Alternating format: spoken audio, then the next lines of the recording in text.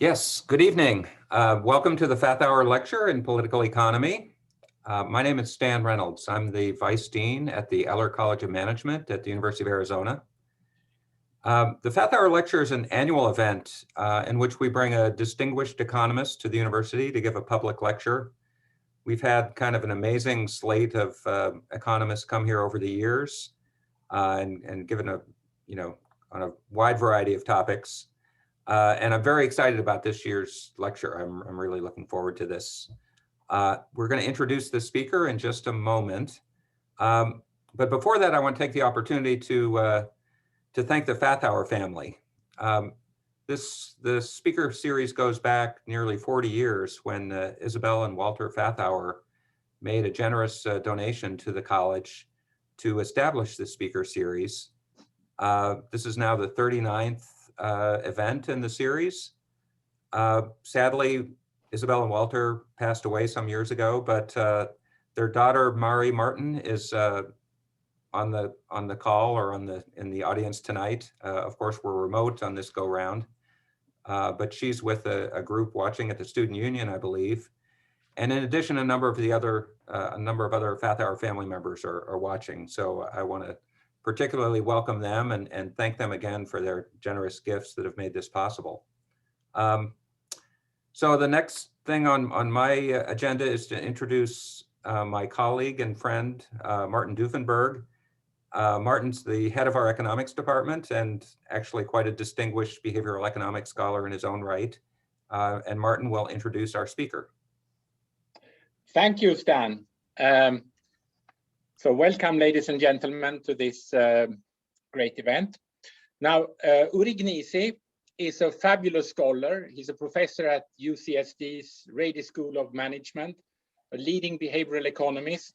He has published many famous articles in top journals, not only in economics, but also in general science, psychology, law, finance, marketing.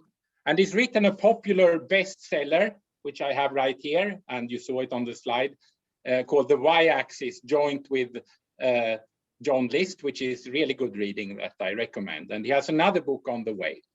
But actually, you know all this from the slide we have posted. So let me instead tell you about an achievement of Uri that you do not know about. Okay, so after my PhD in 1995, I joined the Center for Economic Research at Tilburg University in the Netherlands as a postdoc. And Uri was there. He was a PhD student in that institution. And Uri and I, we wrote our first papers together.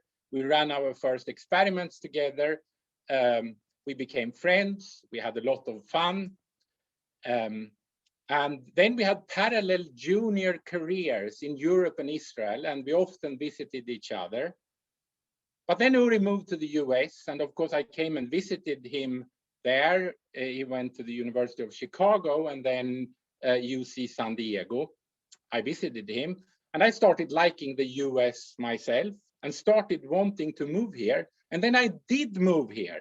And it wouldn't have happened had I not had inspiration from Uri. So the achievement of Uri that you did not know about is that he got me to the U of A. And here I am. And it's my pleasure to now introduce Uri to all of you. So Uri, welcome to the desert.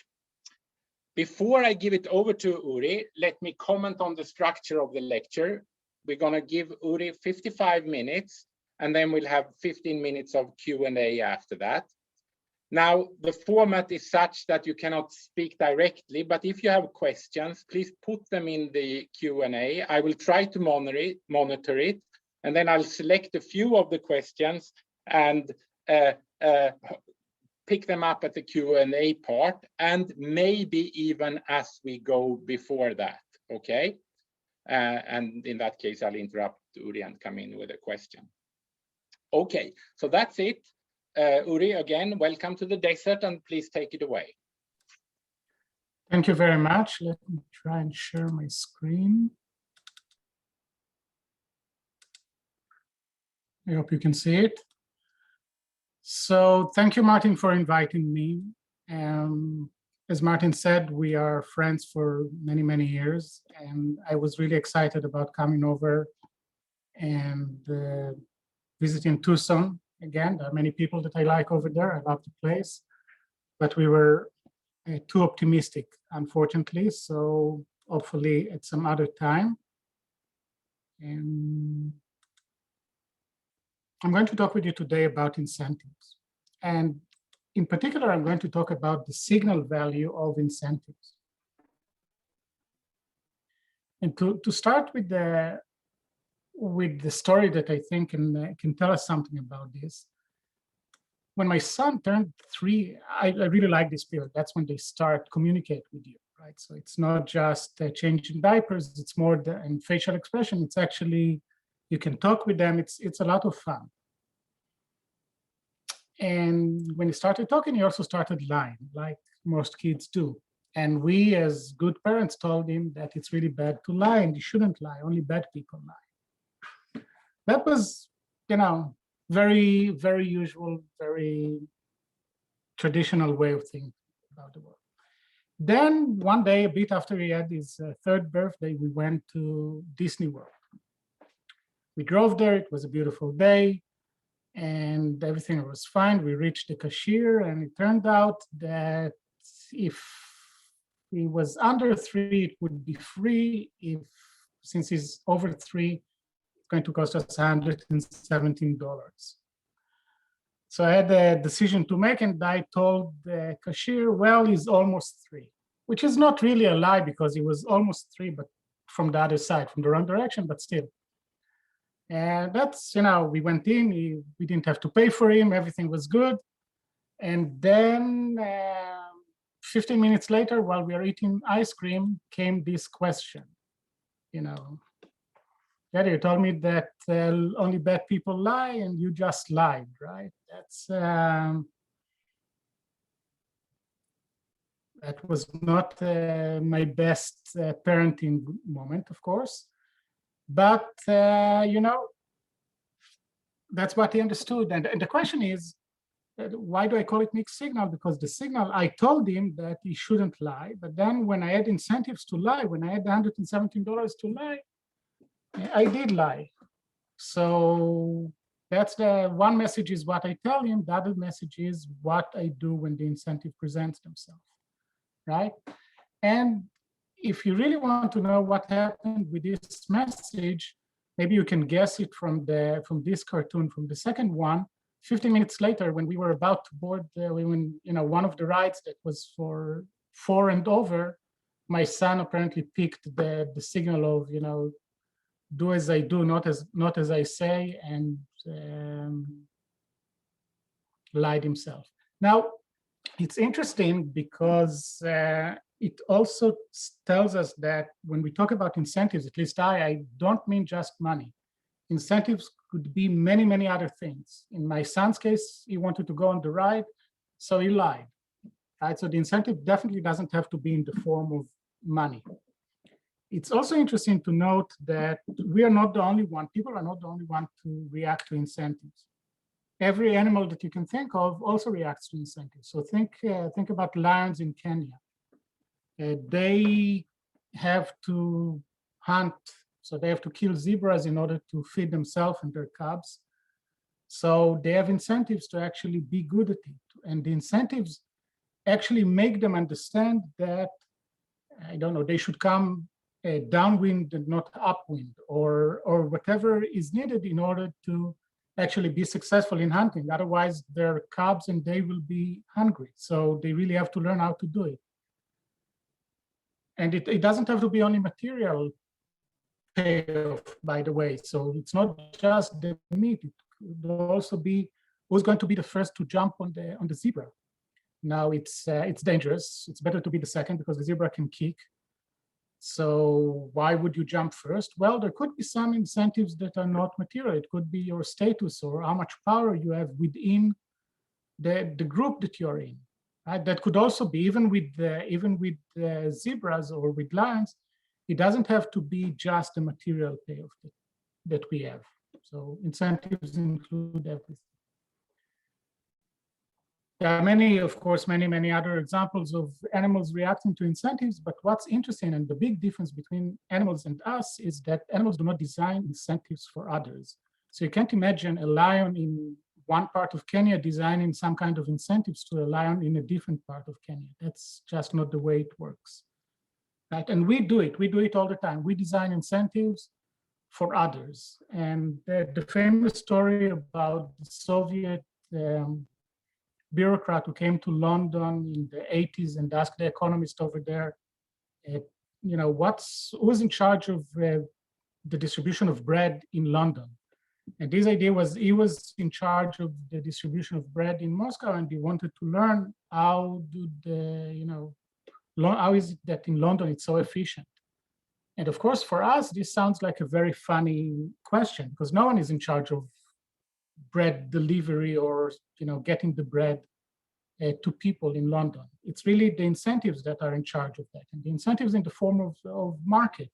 So the farmer that grow the wheat is waking up in the morning, working in the sun and in the rain to grow it, and then the baker wakes up early, and everything is done through incentives. The baker wants to make money, needs to pay rent. He or she wakes up early in the morning and prepare the bread and so on. Everyone in the chain is doing this. And everyone reacts to incentives, but we can also design the incentives such that they will change the behavior of people. And that's basically what I do in my research. I look at how the design of incentives could actually influence behavior. And mixed signals, such in the case of the cartoon that we have over here, I think is a really important part of it. And that's the new book that Martin mentioned. That's the new book that I'm working on that hopefully will come out soon, is all about how the incentives are also signals. And when we design the incentives, we need to be careful in the way we send or in the signals that we send. So here's another example that usually it's much easier to do, not usually, it's much easier to do when I can actually see and hear you. But please look at these 5 pictures from the left to the right and tell me what you see, or you can tell me, Martin, maybe you can tell me, what do you see when you look from left to right in these pictures? Well, I see a kind of eclipse of bodies in the sky. Okay. From our viewpoint, that's what I'm thinking about.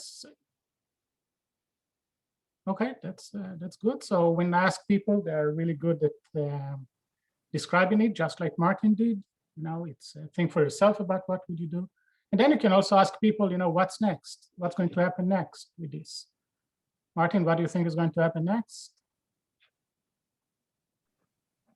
I hope it's not a planetary collision. Okay. Yeah, okay, that's good. So people have lots of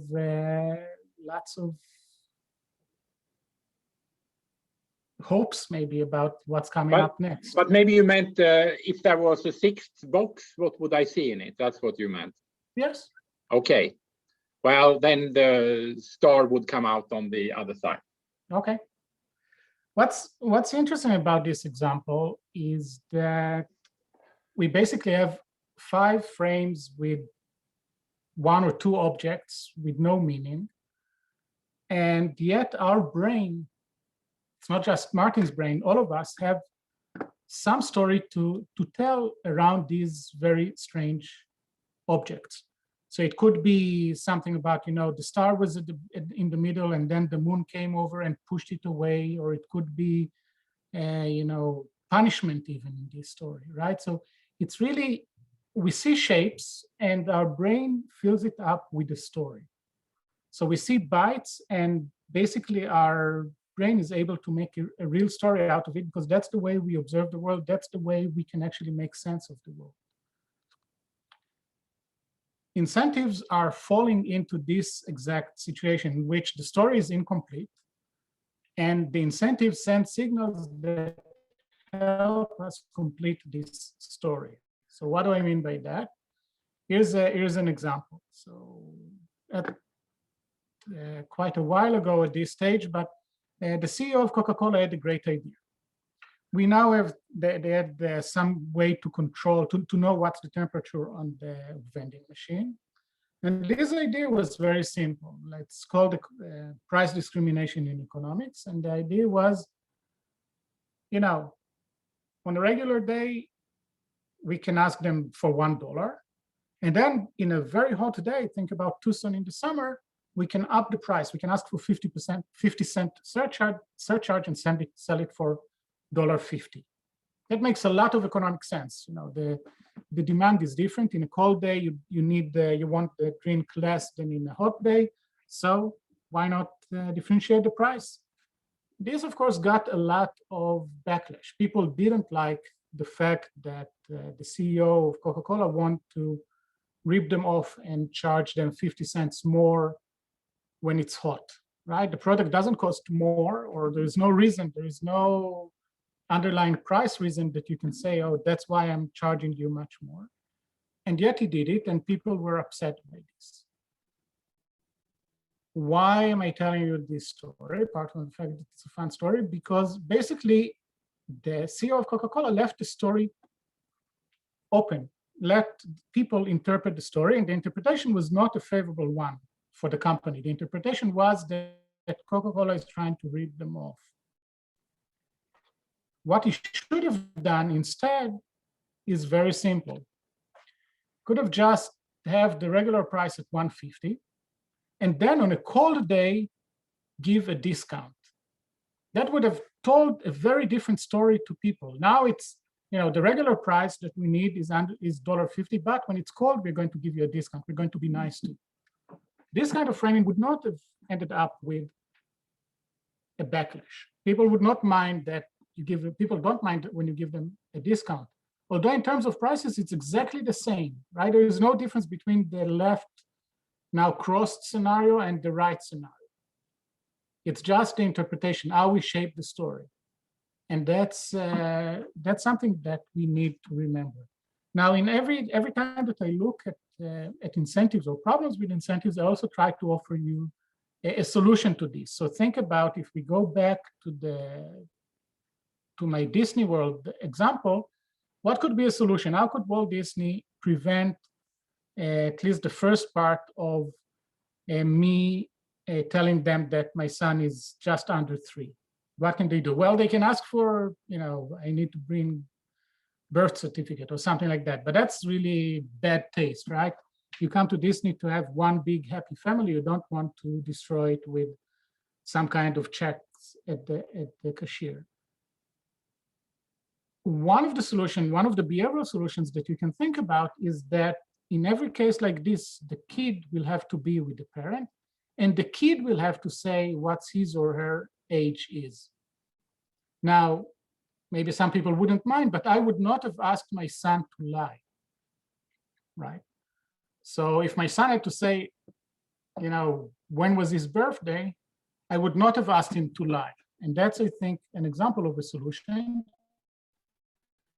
Same as we had with the Coca-Cola example, in which the solution would have been to simply frame the story differently.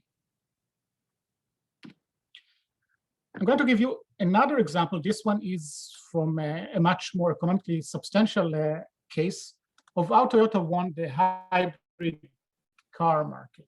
So those of you who remember, in the late 90s, we started to see hybrid cars. They were not that popular. And two companies competed, basically. There were two companies in this market, Honda and Toyota. Now, at some point, Toyota changed the car, and Honda as well, and Toyota won the market with Prius, right? So Prius basically became the car. Why did this happen? There were two reasons for that, right? So the first one is that the car was not great. If you wanted to buy a car in the early 2000s, if you bought a hybrid car, it was a bad bargain. For the same price, you could have had a better car, or for less money, you could have had the same quality of car. They were just not as good as the other cars at the time. Now, if you buy, they're very competitive nowadays, and Prius and the others are just as good as any other car.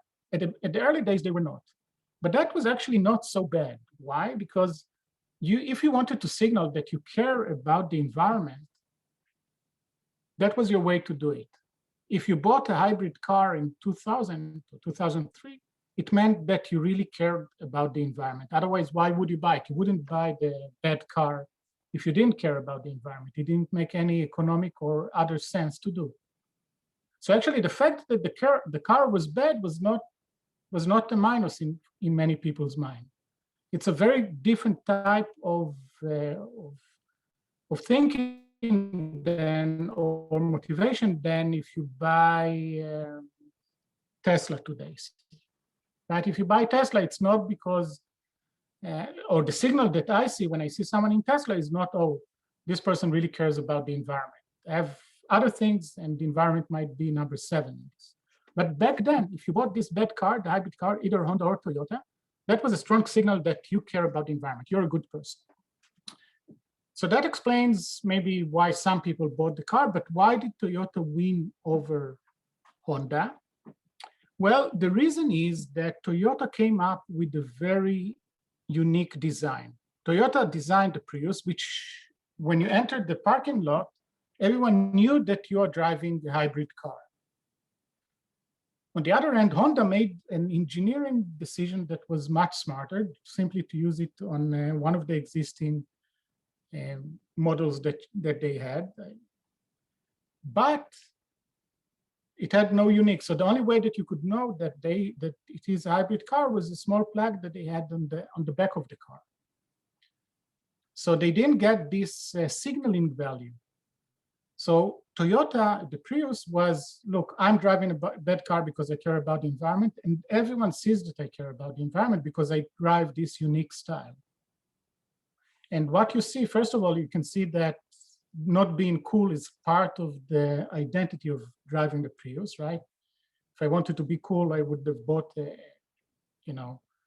BMW, but I want to be cool in a different way of showing about the environment. And what we see in terms of sales, because they came up with a different design, you can see what happened in 2000. In 2003, Toyota came up with the Prius, Honda went with the Accord, which was hybrid, and what happened was very dramatic. Basically, Honda's car didn't pick up, Toyota became basically the car. So if you wanted the hybrid, you went with Toyota, with Prius, and they won the market. And everyone agrees, including the CEO of Honda, that Honda made a mistake by using a regular car that didn't have this unique feature that everyone knew that you're driving a hybrid car. So the signaling value was important, and part of it came from the surprising fact that it was a bad car. Martin, are there any questions that you want to share with us at this stage? We have one question about this example, and going back to the 70s when there was safety concerns with cars. And if you remember a typical Volvo, it was kind of squarish looking, rectangular in its shape. And Volvo used to have these advertisements that said, keep your valuables in a safe place. And then you saw a family riding in this rectangular square looking car. Could this be viewed as a kind of analog? I think that it's definitely a signal that you care about safety, right? So the Volvo was not a fun car to drive. This Volvo, I also owned one, and if I remember correctly, you also owned one when we were still in the Netherlands. Yeah, it was not a fun car, but it was definitely, it was definitely a safe and reliable car, right? So it's definitely it must have been. We made it back and forth from Sweden to the Netherlands. And so, I'm still around. Yeah, and it's a Swedish car. So it's I think that what they did really well with this is that the signal that they send is exactly what they hope to sell, to send, right? So they say, our brand is not about being cool. And I think that Volvo is still not about being cool as much as about being safe and maybe a luxury car. I have another question, Uri. Sorry, go on. No. So all I'm saying is that, yes, the signaling was there as well. Maybe a bit different than what we saw with the Prius, but it's definitely an important feature. Another question. The message that you send should be the same. Yes. So there is a question from Nicolas Petsas. What happens if you included Tesla on this graph? Or would you not consider it because it is an electric car and not a hybrid? Right. So first of all, it's an electric car, like you said. So it's not part of this. And I think that it came after 2010. I don't remember when it started exactly. And I think that Tesla is competing on a couple of markets, right? It's true that it's electric, so it's environmentally nice, but it's also a luxury car. You know, they care about how fast it goes from 0 to 100 and compare it to other luxury cars, to the BMW and Mercedes. So it's not, the message is not we are selling a bad car and you drive it because you care about the environment. So it's a very different kind of signaling that you want to have. It's kind of, look, I have money and I care about the quality of the car and I also care about the environment. So it's kind of a different signaling that you're doing. Okay. Okay, let's continue. If there are more questions later, let me know, please, Martin. Yeah, if feel free again to type questions into the Q&A and I will do my best to relay them. Thank you. So credible signals, sorry, not threats. Here's a story about my accountant. His name is Jim, and I usually get to his office too late because I procrastinate, like many of us do. And you know, around April, he's extremely busy, and he's there for 20 hours a day doing whatever accountants do. I'm always happy to go there because then I'm really happy about my choice of profession. I wouldn't want to deal with other people's admin work, but he's really good at this, and it doesn't seem as if it's too much for him. And you know, then I saw pictures on the wall, and I saw that he has lots of pictures with his big Harley Davidson. And when I asked him, you know, how does he get over this period, he said, well, after April 15, I take 2 weeks, and then the beginning of May, I go out with my buddies with the Harleys, and we ride. You know, each time, maybe this year they'll ride to Arizona. I don't know where they're going. Every time they're going to a different place. So they get, you know, leather jackets and boots and everything that you want, and they just ride off. Why do I tell you this story? Because if you'll see the guy, Jim, you will not confuse him with the hardcore biker, right? And there's no way that when they put on the leather jacket, you'll mistake that. Because if you look at the real hardcore bikers, basically they're covered with tattoos. So if Jim really wanted to become one of these guys, he should have had, you know, a big neck tattoo of, I don't know, a scalp, and then it would be convincing. Then he can really pass as a real Harley guy, but he won't do that because it's too costly. Because after May, you know, next year we'll have to, or later on in the summer, he will have to come back to the office, and his boss would not be happy with him having a neck tattoo. That's not, when I look for an accountant, I don't look for an accountant with a neck tattoo, right? I look for an accountant that looks boring and will do the job in a trustworthy way. And maybe the tattoo would tell me, well, this guy is too interesting for the job. The point is that having a neck tattoo becomes a credible signal. In this case, that you are a real biker. And it's a credible signal because it's very, very costly to imitate it. If I want to imitate this signal, I will be stuck with the tattoo later on for a long time. And that could have effect later on when I go on the job market. So I can afford getting a neck tattoo now because I'm a tenured professor. I just don't want one. But you can see the difference, you know, between applying for a job when you have tattoos on your arms or on your neck, right? So that the signal that people will see, that people will get, is going to be different. Now, if you want to have this, that means if you want to have this kind of anecdote too, it means that you're a serious guy. You really, really are a true biker. You're not just faking. And that's the value of this kind of signals that you can give, that you're the real thing. You are not just making it up. Okay.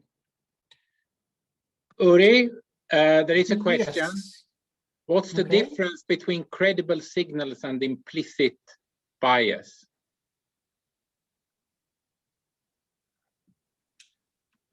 What is the meaning by implicit bias in this case?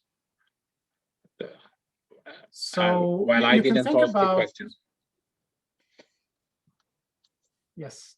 I mean, I maybe don't I'll know get what's a the difference follow-up between, comment implicit- from the person asking the question. That would be good. So the implicit bias could come, I guess that what the question is about is the reaction of people to that. And you know, that's a all different story. So I have nothing against tattoos, and I don't care if a graduate student will show up in my office with tattoos. I'll find it more interesting maybe, but some people won't. And I guess that in order for a signal to be credible, it needs to be costly. And in order to be costly, you need some people that are biased against this. So it needs to come with some cost. But if we'll get clarification, I'll be happy to. Yeah, well, so we have another comment, not from the same person. Would purchase of an expensive motorcycle be a credible signal unto itself? So that's that falls into a really important part of all literature in economics. So if a rich person will go and buy, so if even Jim, who's probably not rich, but is probably well off, if he'll buy it, it's not such a strong signal because he can afford it. But if someone who otherwise cannot afford it will go and purchase it, so instead of sending his kids to a good school, or he or she will decide to buy the motorcycle, that's definitely a strong signal. So if you buy outside of your ability, that's a signal. That's a more credible signal than if you buy it within. So if today I will buy an expensive car, it would be less of a signal that I care about the car that I drive than when I met Martin in Tilburg and we bought these very old boxes that we discussed, right? That over there, if I would say, look, I don't care about where I live, I don't care about eating at restaurants, I just want to have a car, that would have been a stronger signal. So in order for a signal to be credible, it needs to be painful, basically. It needs to come with the cost. And in the tattoo case, the cost would be that when I go to the real world, some of the jobs would be, I won't be able to take. In the car case, it would mean that I have some trade-offs. If I'll buy an expensive car, that would be a signal that, or expensive bike, that would be a signal that it's really important if I have to give up something for it. If I don't, or if it's something not that important, it would be less strong of a signal. So maybe this is related to what you just said, but there was a question just before that. How is it determined that individuals send specific signals? What is the threshold? Right. So you can think about the cost and the benefit, right? So the benefit would be I want to be part of a culture, right? So my daughter has lots of tattoos, right? And she didn't do it in order to be part of a culture, or maybe it was, but because she really wanted them. Now, the point is that if it comes with a cost, for her, it didn't really come with the cost, but if it would come, so if Jim would really want to do this, at some point, if it was so important for him, he would have decided, yes, it's worth it, I'll do it, and the worst case, I'll have to find a different job. So the way economists would think about it is that it comes with a cost. The cost would be X, and in order to actually do it, your benefit should be higher than X. So that would be the threshold that I guess that person was asking about. And this threshold could be different between people and depends on their own preferences. And there was one more comment here. I have a nice Harley Davidson, but I'm not welcomed into the hardcore biker community. There are 3 different groups of motorcycle owners' riders. Okay. So, yeah. But not mentioning what it is. So clearly, I guess that person is similar to my example of Jim. And that's the point, right? So even if he wanted to be part of this, it would have been hard for him. Maybe we can go a bit forward. Okay. Sorry, the meaning that we get out, so the incentive send signals, and then we interpret them and understand the meaning of what we are doing to a great extent. So think about recycling. So imagine that you're less lucky than you are, and that you would live now, say, in Boston. It's really cold, and you see your neighbor walk to the recycle center with the bag filled with 100 soda cans that she wants to recycle.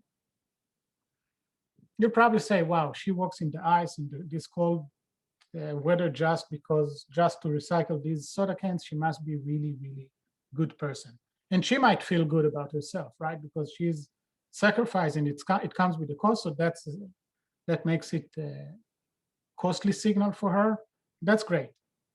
Now imagine that in Boston, they'll decide to give 5 cents for every soda can that you recycle, like they do in many places. I don't know about Tucson. In other places, there is some deposit that you get back. Same scenario, in the morning, ice, you see your neighbor walks to the recycle center with 100 soda cans. Now you say, wow, for $5, really? So you get a very different meaning out of the same action when there are incentives over there. And your neighbor might also feel very different about what she's doing because there are incentives. Now she can say, well, if it's only 5 cents, why should I care about it? Say, it's not that important, probably. I wouldn't do it, 100 soda cans, $100, $5, that's not worth it. So the same action will get a very different reaction when there are incentives attached to it. It really changes the meaning. A joke that I like is about a dean that addresses the juniors who just joined the college, and he tells them, we are not that kind of college over here.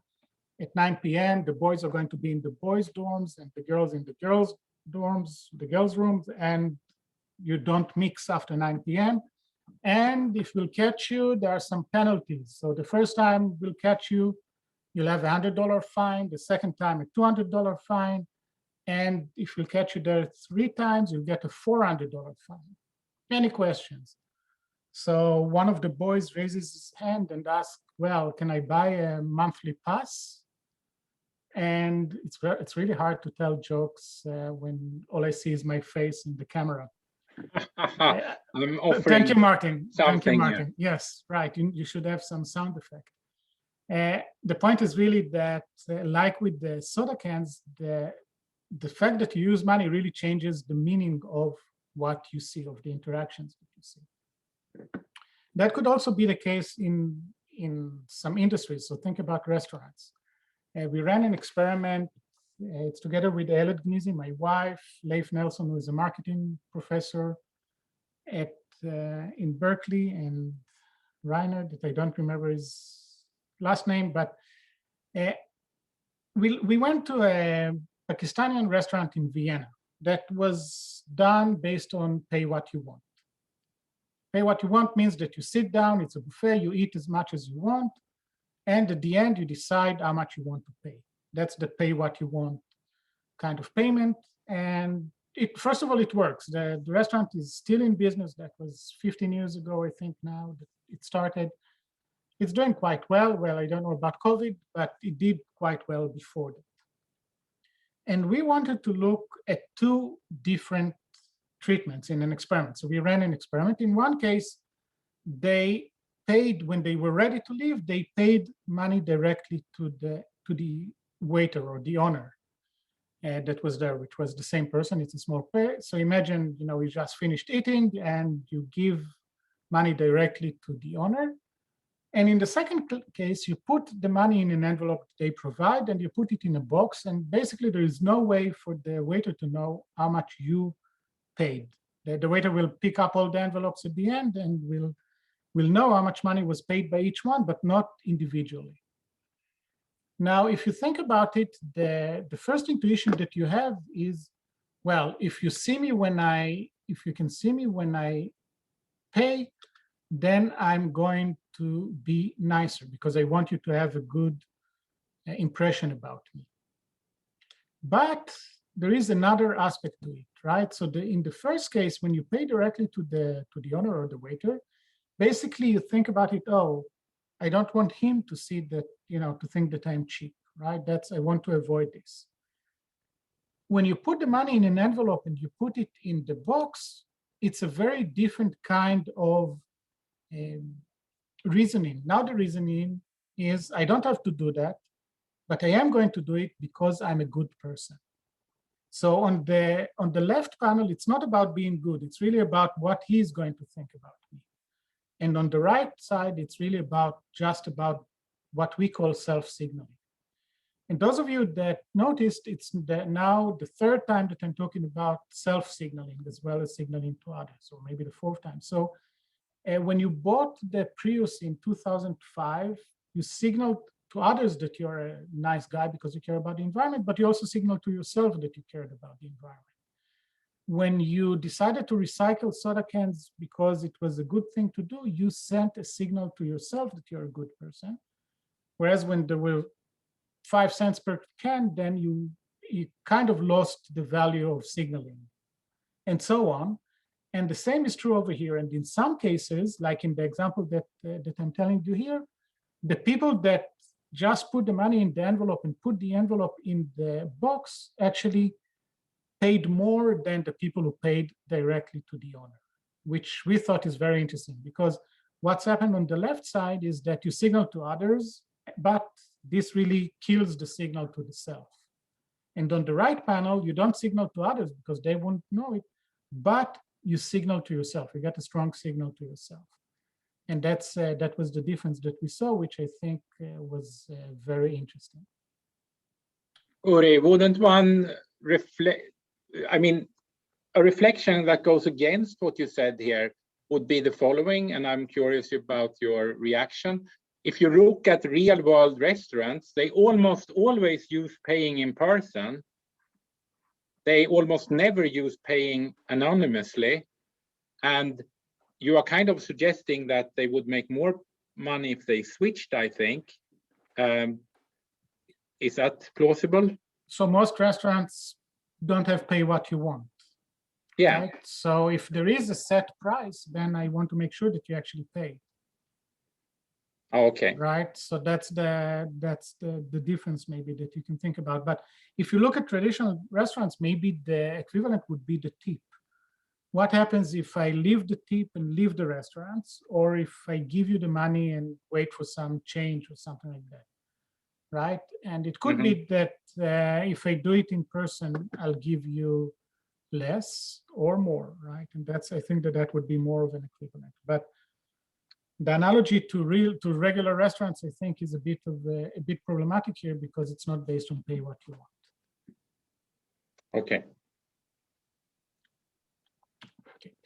So the last part of the talk, I want to talk about 4 dimensions in which companies tend to send mixed signals, and these mixed signals are bad for what they want. So they try to encourage you. They have the talk with the employees.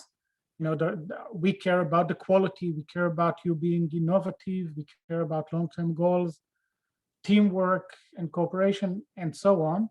But then when they give the incentives, they give very different incentives. They actually incentivizing, they say that they care about quality, but incentivize quantity, long-run goals, but short-term success, and so on. So here's the first example, quality versus quantity.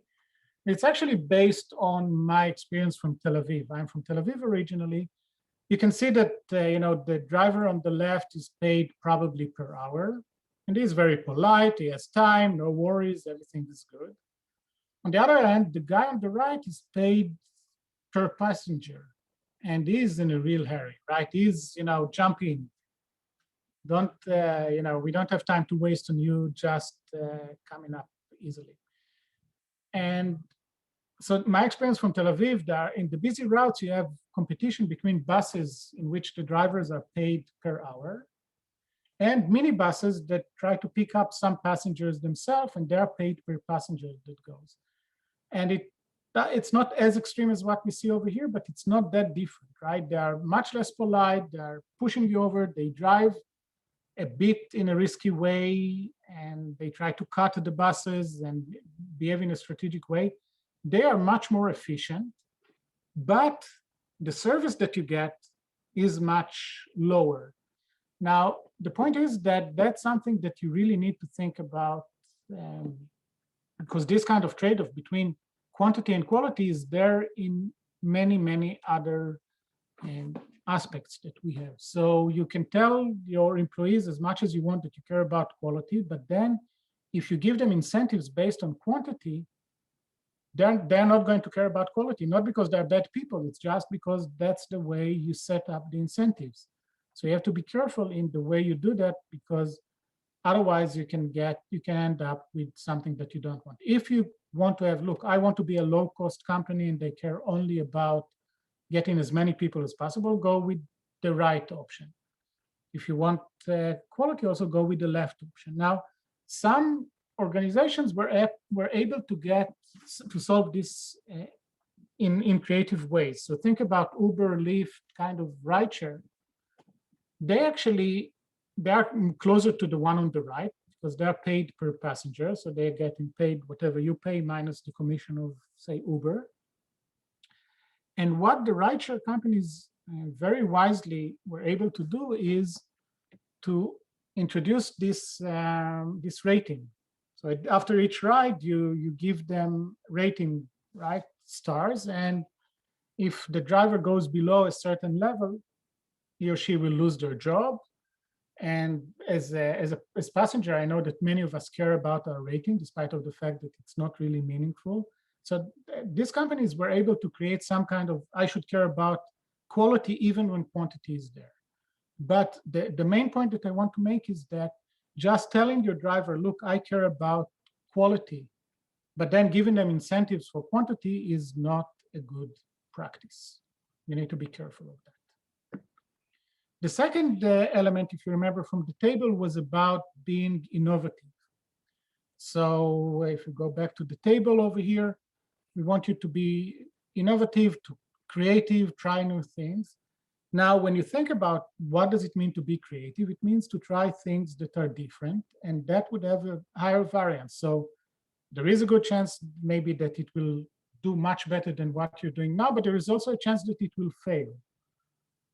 And if I want you to be creative, I should actually incentivize you to make mistakes sometimes. If you don't make mistakes, that means that you are not creative enough, because creative basically means increasing the variance. And if what happens after you fail is that I punish you and fire you, then your reaction will be, I know that you told me to be creative, but you're paying me not to be creative, so you'll be less creative. So when you design your incentives, you really need to be careful that your message or what you want your employees to do you want them to be more creative?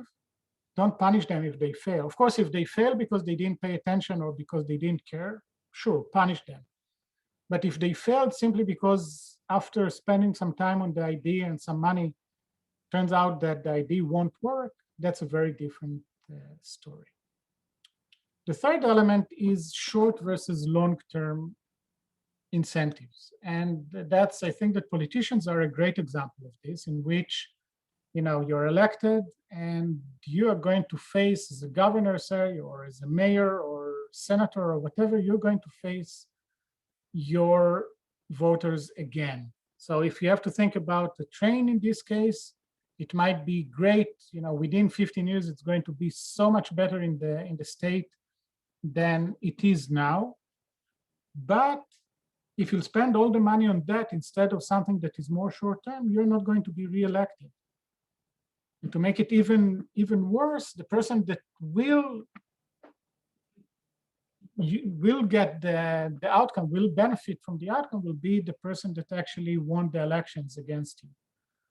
So your horizon is basically the next election. So if you think about the president, it's a 4-year in the first term, and then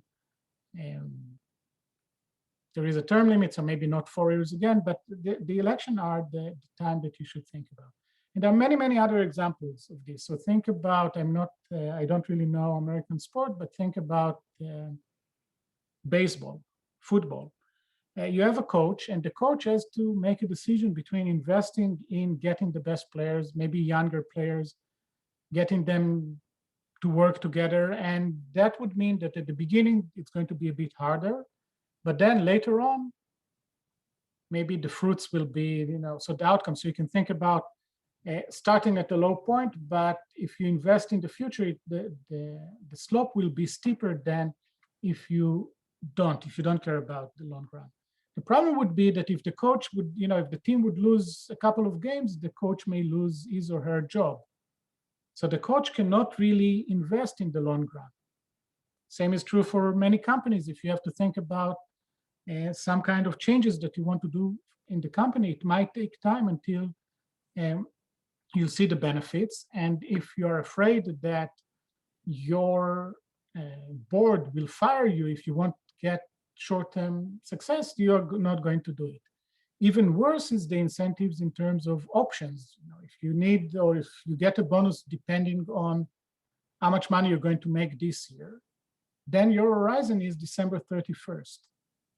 Even if it could be, much better for the company, for the shareholders, if your horizon was much higher, much longer, you get a short run, and that's the short run incentives, and that's bad. So the signal when I give you short run incentives is basically you should care about the short run. The fact that I tell you that I care about the long run has, that's not how you're going to act. You're going to act according to your short run incentives. And the last example in this is the teamwork versus individual. So think about soccer, right? Over there, many of the players receive incentives based on performance. So in this example, number 7 can really send the ball to I don't see his number, the guy on the right.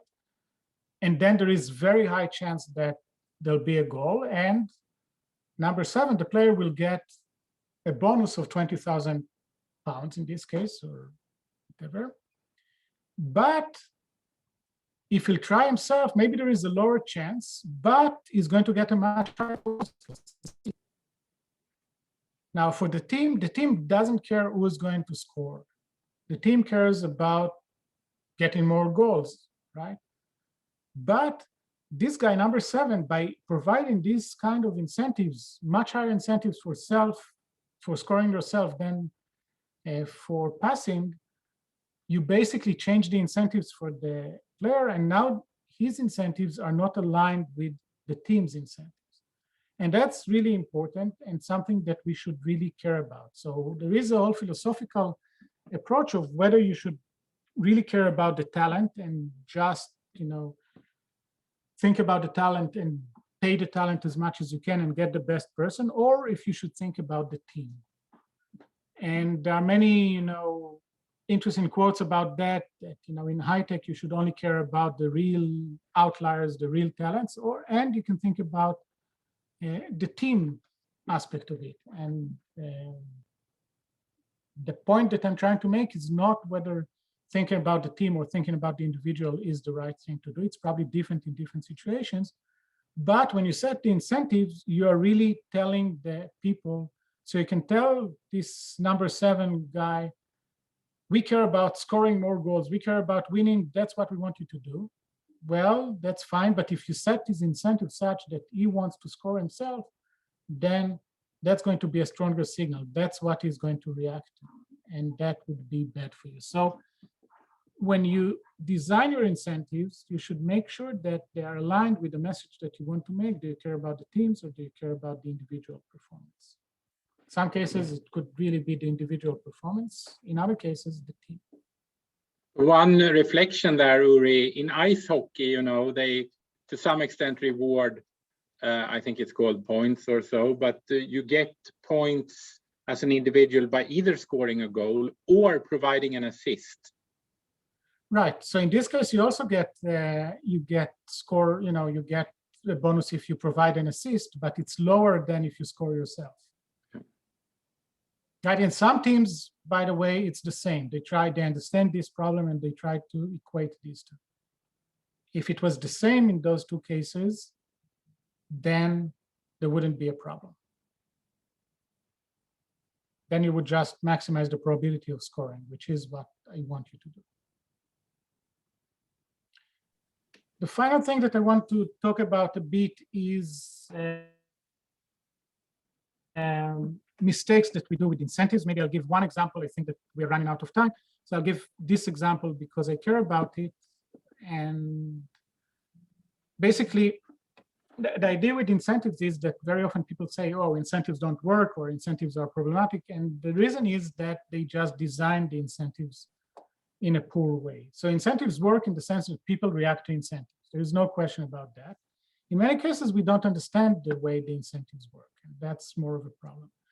So think about this, this example. We have these two stupid people that ride the motorcycle without a helmet. That's clearly something stupid to do, but in this case, at least the driver also doesn't wear a helmet, and she's careful, right? She understands that, and she's driving within the speed limit, and she's careful because it's kind of her life. This one is a really bad incentive. Why? Because the driver has a helmet on. Now she feels safe.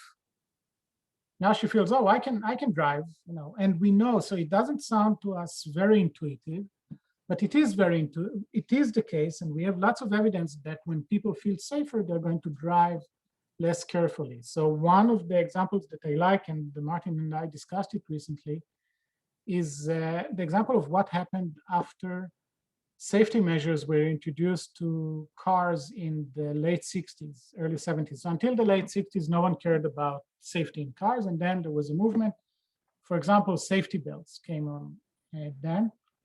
And the argument that Sam Paltzman made is an economist. By the way, his empiric was wrong, but there is something to the claim that there were two effects, basically. The first effect is that if you were involved in an accident, you were, of course, safer if you had the safety belt. And the second effect is that you felt safer, so you drove less carefully, just like in the two cartoons that we see over here on the right side.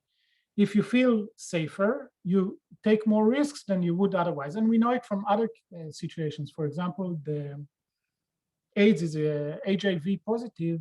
The number of HIV positive goes up. And you can, if you put the two figures next to each other, the two lines next to each other, you see that it started going up when it moved from being a fatal disease, horrible fatal disease, to some kind of chronic disease that you can manage. So now basically people say, well, of course, don't want to be HIV positive, but if I do, it's not a death penalty anymore. I can live with it. So when you feel that it's less risky, you're going to take more risks yourself. That is less dangerous. You'll take more risks yourself. And the point is that if you get to this, and in some places in the world, the driver, so for example, in Mexico, just next door, the drivers are obliged to wear seatbelts, but passengers, no. Passengers in the back seat are not obliged to do that. And that's just bad incentives because like in the cartoon that we see on the panel that we see on the right side, now the driver feels safe and she is safer because she wears a helmet, but the guy behind her is not. There was a nice book chapter that discussed these things that basically had a great suggestion. So he said, instead of safety belts, imagine that you are hiring a driver. You want to hire a driver and you want this driver to drive really carefully. Now you can tell him whatever you want, but if the car is safe and the driver will feel safe, they're going to take some risks. So what he suggested is to put on the steering wheel, to put a big nail that will be pointed to the driver's chest. And now the driver knows, well, if I have an accident, I'm going to die. So the driver is going to be much more careful than he would have been otherwise. So again, this way would be aligning the incentives and the signal. I want you to drive safely. And I'm done. I think my time is up. All right. Thank you, Uri.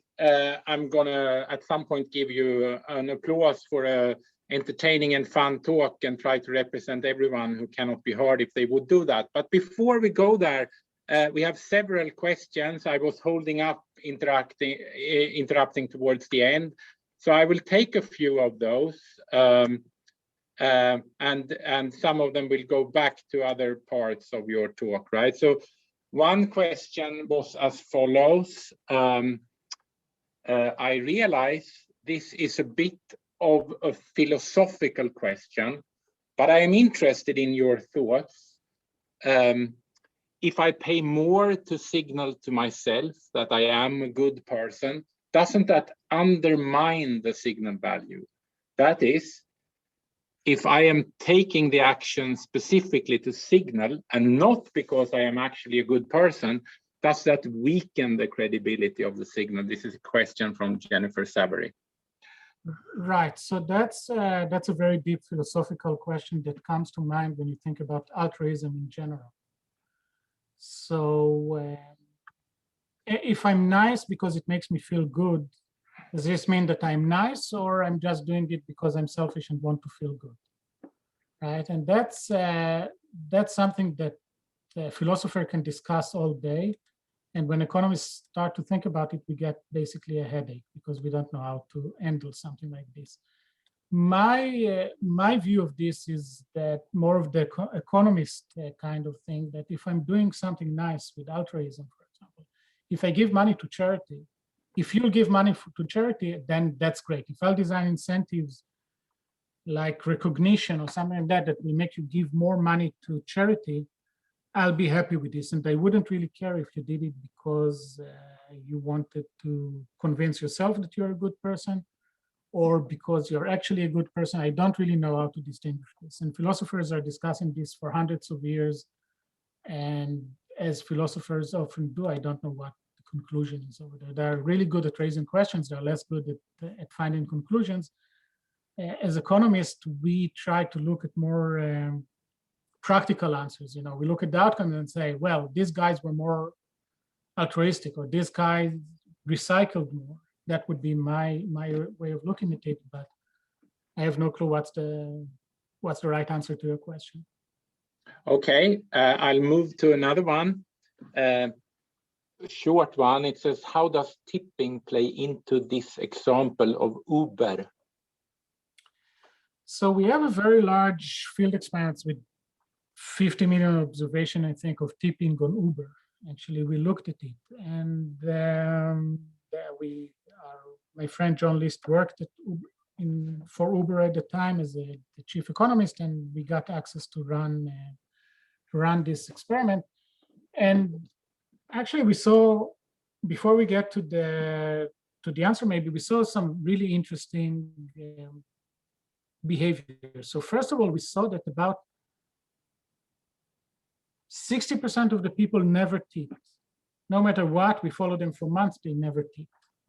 Then we saw another much smaller group of, say, 5% of the people that tipped sometimes. And then in the middle, you had a group of 30, about a third of the people that tipped sometimes. So that was interesting to us because it means that, we're talking about tipping behavior, but in Uber, unlike restaurants, for example, in restaurants, you're supposed to tip. When you go to sit in your favorite restaurant, you're supposed to tip. But in some restaurants, you don't. In McDonald's, you don't. You never tip in McDonald's, right? So it's kind of the kind of social norms that we have are strange. And Uber was no tipping policy, no tipping ideology, actually. And then it changed to allow for tipping, but tipping is done away from the driver. So I don't pay the driver directly like I do in a taxi, but I pay through the app. And then next time when I want to have a ride, the app tells me, how was your ride with Steve? And do you want to tip him, right? And we think that that's why you see less tipping. Now you can say that that contradicts what I said about the restaurant in Vienna, that sometimes when you're away, and in principle it could have been just a self-signaling, it's more, in this case it's not. So I think that it's an interesting question. I think that if you give the money directly to the driver, you're going to give more. That's the evidence that we see. Because in Texas, I don't think that in the US, you don't see that the majority never tips. It tells you about differences between places and between situations. But it's definitely, I didn't say that in every case, self-signaling will be stronger than signaling to the other, but understanding the interaction of this, that's why it's so challenging also, because you need to understand the differences between them. Okay, so I'll ask another question. It reads, have you heard the recent stories about restaurants shutting down because of fraud? See Spoon by H in LA. Basically, customers are using credit cards to purchase food and then dispute the seemingly legitimate charge at a later time, and the charge is negated by the credit card company. Can you interpret this through the incentives and signaling lens you are using? And then a follow-up comment to that. I was thinking this is an issue with the credit card company's incentives and not the restaurants, but wanted to hear your opinion. So I don't know about this example. My guess is that for me, I get some benefit from feeling that I'm a good guy. So if it's not that I never lie, I started by telling you that sometimes I do. But in general, I see myself as a good guy. If I pick up food from a restaurant, I would not want to cheat and ask for the money back if I don't deserve it. If they did screw up, I will ask for it, but otherwise I wouldn't, because that would be my feeling. And that goes to the tipping also. There are different types of people. That's my type, and I think that that's most of us. However, some people just don't care about these kind of things. Their identity is different. Their identity, for example, could be, instead of I'm an honest person, could be I'm a person that knows how to take advantage of the system. Right? So this kind of self-signaling of you paid a bit, but you were honest, is different for them than it is for another person. And that's why it's so important to look at types. And that's the same as with tipping. If you want to change the behavior of the people who never tip, or the people who always tip, or the people that sometimes tip, you need to use different kind of signaling, because they react to different things. They care about different things. And again, understanding what is it, they don't care about not being honest. They don't care about their reputation. They might not even care about losing their credit card. That's something that should worry the credit card companies. And this kind of fraud is dealt with more, traditional tools like credit scores and things like that, for people that don't care about paying their loans, for example, but do care about their credit score. So in this case, the incentives would be, if you did it many times with your credit card, to reduce your credit score. That way, it's going to be harder for you to get a mortgage later on, or to buy a car later on. And that would be your incentive. So instead of relying on some kind of self-signaling of I'm a good guy, the incentive should be, if I'll cheat over here, I'm going to pay for it later. Okay, one more question. In all of your research, have you seen participants prioritizing their own self-signals, that is paying more privately in restaurant example, or taking a lower chance, higher payoff individual versus team incentive? Always more so than public signals. So, right. So have they prioritized their own signals always more so than public signals? So that has to do with many factors. So it could be, when we talk about public signals, it could be very different who the audience is, for example. So to give you a disgusting example, picking up your nose, you might do it when you're in private place, but say that you'll drive somewhere now to a place that you'll never visit again. You'll pick your nose in the car and someone else from the car next to you will see it. You'll feel bad about it, even though you don't care about the other person. You'll never see the other person again. Still, you'll feel that you did something wrong because you don't want the other person to be disgusted by what you're doing. You get some bad self-signaling if you do that. So the audience could be really important. In some cases, like in this case, you don't care about the audience. In other cases, it could be the people that you care about most.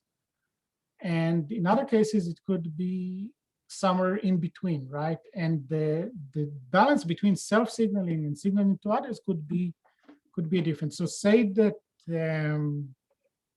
you get a compliment for someone, and that person that gives you the compliment is someone that you really care about his or her opinion, or you get an award and you really care about who gave you the award, that would have a different self-signaling also than if you don't care about the person who gave you the award. So imagine if you win the Oscars, right? That would be great achievement for you and you'll feel really good about yourself. And if you don't care about the people who gave it to you, you would still,